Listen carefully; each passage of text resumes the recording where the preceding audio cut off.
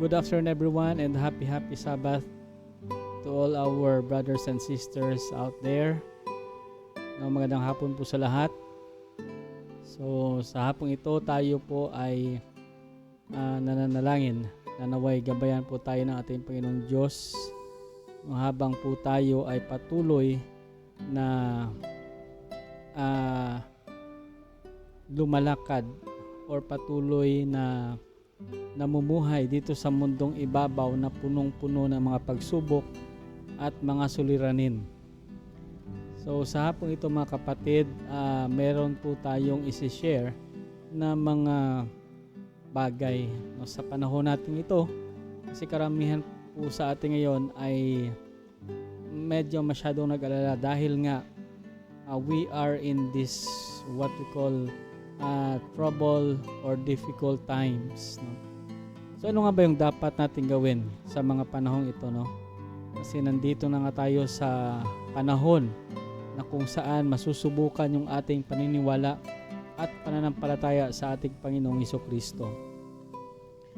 So kaya sa hapong ito, tayo po ay magbubukas, no, ng katanungan. Kasi itong tanong na ito ay parati nating or ito ay marahil isa sa mga bagay na natatanong natin sa ating mga sarili, at ito ay ang ating karanasan, no, sa pang-araw-araw natin na pamumuhay. So why do we worry? Bakit po tayo ay medyo nag-alala, no? Or hindi lang medyo, talagang nag-aalala, no? It is because sa mundong ibabaw na ito, wala pong kasiguraduhan. But yung sigurado lang po dito sa atin ngayon ay yung tinatawag natin na kamatayan, mga kapatid. Okay, so why worry or why do we worry, mga kapatid? Ano nga ba yung dahilan kung bakit tayo merong mga pag-alala? So ang sabi dito, worrying is a natural human response to potential threats or dangers. No? Kung meron man tayong nararanasan or meron man tayong mga bagay or experience na hindi natin nagugustuhan, na malamang yung ating buhay, no, ay parang nasa panganib or nasa peligro, syempre lumalabas po yung ating tinatawag na pag-alala. So yan po ang ating human tendency kung bakit po tayo nag-alala or nag-worry. It's part of our humans or it's part of our body's alarm system that alerts us, no, to potential danger. So nandyan na po yan, built-in po yan sa ating katawan, no? Yung tinatawag natin na worry, lalong-lalo na pag na-threaten yung ating mga kapatid, yung ating tinatawag na security.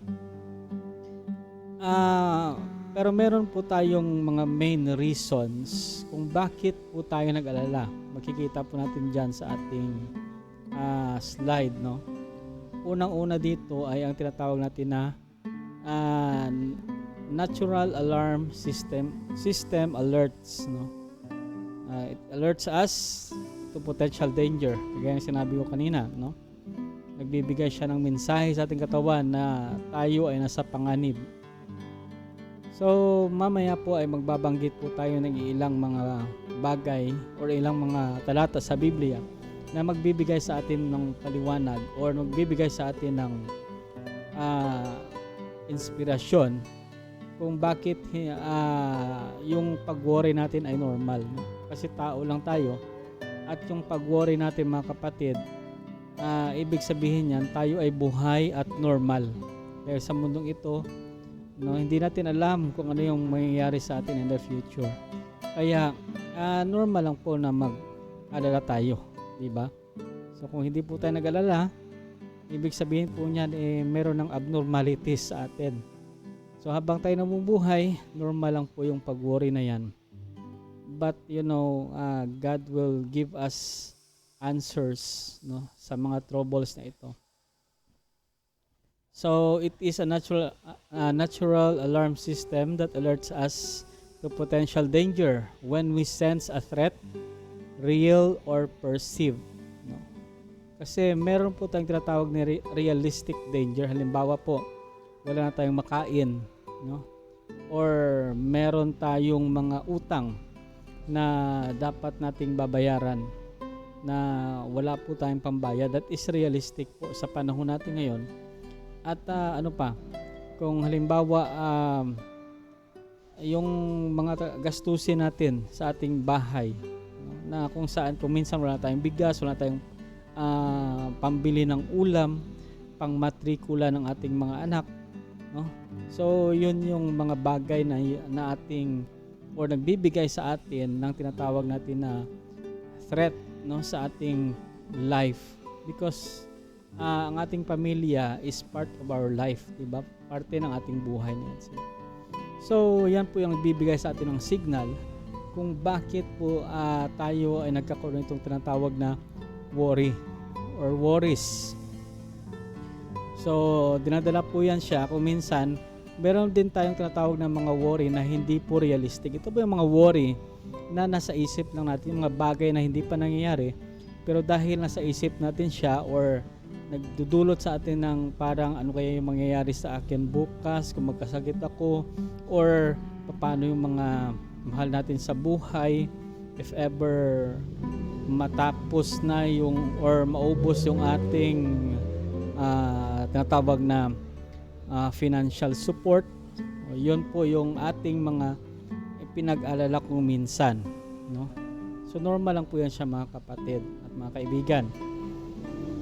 So this is a stress, no, signal, and it is sent doon sa ating brain. This can manifest in the form of worrying, no? Kaya po tayo nag-worry, nag-aalala dahil sa mga bagay na ito. Ano yung pangalawa dito, mga kapatid? Fear of losing control. No, worry often comes from a place of fear, either a fear of being judged or fear of something happening that we can't control. Of course, mga kapatid, no, yung future hindi naman natin yan makontrol. At saka yun yung mga bagay na ating ipinag-alala kung minsan.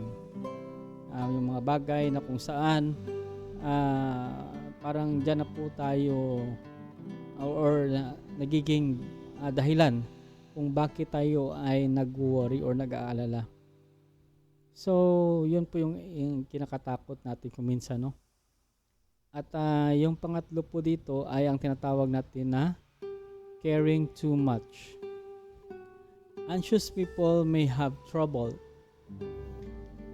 stopping themselves from getting overly invested in worrisome line of thoughts. So ito po yung mga bagay kung minsan na nagbibigay sa atin ng pag-alala. Halimbawa, yung mga mahal natin sa buhay ay they are traveling or meron silang ginagawa, no, na mga outdoor activities na kung minsan masyadong ikinababahala natin, no, na paano sila, no? That is normal po, mga kapatid, no, at mga kaibigan, dahil tayo po ay we came from the God of love. That's why we care, no, sa ating mga kapatid, sa ating mga magulang, sa ating pamilya, not only that, sa ating mga friends, no, sa ating loved ones. So yan po yung mga dahilan kung minsan kung bakit po tayo nagkakaroon ng tinatawag natin na worry. So that is normal po, mga kapatid. Ngayon, dito naman po tayo dadako sa Bible kung yung sinasabi ano yung dapat gawin natin para hindi po tayo mag-alala. Kasi yung pag-alala, that is normal. Pero meron pong pangako dito sa Bible na magbibigay sa atin ng daan na kung saan mabawasan yung ating pag-alala. Kasi hindi naman po maganda pag parati tayo nag-alala, di ba? So the Bible offers guidance on how to overcome worry and anxiety. So here are some key verses that we can found. Unang-una po dito ay ang Philippians chapter 4 verses 6 and 7. Sinasabi sa talatang ito, "Do not be anxious about anything, but in everything by prayer and supplication with thanksgiving let your request be made known to God. And the place of God, which surpasses all understanding, will guard your hearts and your minds in Christ. So, alam na po natin mga kapatid, na yung ating mga isip bilang tao, yan po ay limitado. No? Well, hindi kagaya ng kaisipan or pag-iisip ng ating Panginoong Diyos. No, na nakikita niyo po yung ating future na maganda. Kasi wala pong pangit para sa Diyos mga kapatid. But sometimes, we experience things na medyo hindi natin gusto kasi hindi po tayo dumadaan kung minsan, no, sa plano ng Diyos. We do it our own way, no? Ginagamit yung ating sariling kakayanan or sariling unawa yung ating ginagamit. Kaya kung minsan, hindi maganda yung nagiging resulta. Ginagamit natin yung ating sariling lakas bilang tao at pinangungunahan natin yung mga plano ng ating Panginoong Diyos. So, Philippians 4 verse 6 and 7, this is a passage that encourages believers not to be anxious about anything, but instead, we present our requests sa prayers. So, ano daw mga kapatid, no? Sa prayers, so, kailangan po nating manampalataya kung ano man yung hinihiling natin sa ating Panginoong Diyos, no?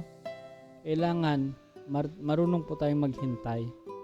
The verses suggest that when one prays and gives thanks, they can experience God's peace, which transcends human understanding and guard the heart and mind of Christ. Iba po kasi yung kapayapaan, no? Basta nanggaling po ito sa ating Panginoong Diyos, ng ating Panginoong Hesukristo. It gives us the peace that we always wanted, no? Kaya kung gusto po natin ng tahimik na buhay, if we want peace, let God, no, do His will sa ating buhay, and wag po natin siyang pangunahan kung ano man yung ating mga plano. Kailangan po nating maghintay. We need to wait for the right time, no? The essence of these verses is to trust God's providence and care rather than being consumed by worry. So ano daw mga kapatid, no? We need to what? To wait, no? We need to trust. So yung trust, ito po yung pinakamahalagang bagay dyan. Pagditiwala. Kasi kung wala po tayong tiwala sa ating Panginoong Diyos, wala po tayong pag-asa. At kung wala po tayong pag-asa, magiging miserable yung ating mga buhay. No? So, trust, no? We need to trust the process na inalalaan ng Diyos. Kasi bakit kailangan yung trust? Kasi hindi po natin nakikita yung process na yan. Kasi hindi po natin nakikita yung Diyos. That's why, kailangan po nating maghintay kung ano man yung process, no? Ibigay natin yung lahat ng problema natin, yung ating mga concerns diyan sa ating Panginoong Diyos, no? Sa mga kamay ng ating Panginoong Hesukristo. Okay, so ito po ay nagbibigay sa atin, no, ng dahilan kung bakit hindi po tayo mag-worry. Kasi kung may tiwala tayo sa ating Panginoong Diyos, we can fully rely on Him. Wala man tayong pera, wala tayong bigas sa bahay, wala tayong pang-ulam, pang-matrikula, or kung anumang mga hinihiling natin, gamot or solusyon sa ating mga problema, kailangan po natin ng trust, mga kapatid, sa ating Panginoong Diyos, Panginoong Hesukristo. 1 Peter 5 verses 6 and 7, humble yourselves, therefore, under the mighty hand of God, so that at the proper time He may exalt you, casting all your anxieties on Him, because He cares for you. So ano ito mga kapatid? Humble yourselves. Kasi kung minsan, hindi po tayo medyo marunong magpakumbaba sa ating sarili. Kaya kung anong nangyayari po mga kapatid, no, yung inaasahan natin na hindi natin mahintay-hintay na mula sa Diyos, tayo na mismo yung gumagawa ng hakbang to the extent, no, na mangutang po tayo na makakuha natin yung mga bagay na gusto natin. So that is very wrong. At ngayon kung may mangyari sa ating hindi maganda, diyan na po nagsisimula yung mga worries natin. Bakit? Hindi po natin hinintay kung ano yung plano ng Panginoong Diyos, no, sa atin. So we have to wait for the proper time that He may exalt you. So, casting all your anxieties on Him. So, ibigay po natin, no? God cares for us, mga kapatid. The things that we always wanted, no, yun yung mga bagay na gusto din, no? Much more na gustong ibigay sa atin ang ating Panginoong Diyos sa atin in the right time or in the proper time, mga kapatid. So, yan po yung ating tatandaan. Matthew chapter 6 verse 34. May sinasabi dito, mga kapatid. Therefore, do not be anxious about tomorrow, for tomorrow will be anxious for itself. Sufficient for the day is its own trouble. No? So, wag po tayong mag-alala kung anong mangyayari bukas. Kasi, hindi natin alam kung ano yung mangyayari bukas. So, ano yung gagawin natin? Focus po tayo sa future. Focus po tayo sa ating kalagayan, no? I mean sa present, no? Kalagayan in the present time. At kung ano yung mga pwede nating gawin in that present time on hand. Kasi kung magfo-focus po tayo sa future, no? Do not be anxious about tomorrow. Kasi magiging problemado po tayo. Sa pamamagitan niyan, tayo ay magkakaroon ng stress at pag tayo po ay nagkaroon ng stress, tayo po ay mag-alala. At ano yung mangyayari sa atin? Magkakasakit po tayo at yun yung dahilan kung bakit mas lalong lalala yung ating mga problema. At ano yung mangyayari ngayon? Mas lalo tayong mag-worry. So, yung mahalagang verses na yan na ibinigay ng Bible, no? Kailangan na ating pag-aralan at higit sa lahat, kailangan natin yan siyang, mga kapatid, kailangan natin yan siyang tuunan ng pansin. Yung pananampalataya sa ating Panginoong Diyos. To overcome worry, according to the Bible, we must focus on the eternal matters instead of temporary ones. Recognize our great value to God. Recognize how unproductive worry is and pursue God's emphasizes. We should also cast our cares upon Jesus, meditate on His Word, and trust in His providence. Ano daw, mga kapatid? Focus tayo sa mga eternal na bagay. Okay, so ano ba itong mga eternal na bagay, mga kapatid? So itong mga eternal na mga bagay, yan po yung kung saan, no, nandyan yung ating Panginoong Diyos. Dahil lahat ng bagay dito sa mundong ito, these are all temporary. Sasakyan mo, hindi yan magtatagal. Maluluma din yan. Bahay, no, yung mga bahay natin, ano yung mangyari? Maluluma din yung mga bahay na yan. Magpaparenovate tayo. So marami yung mga bagay na hindi tumatagal dito sa mundong ibabaw. So saan tayo mag-focus, mga kapatid? No? Sa eternal matters.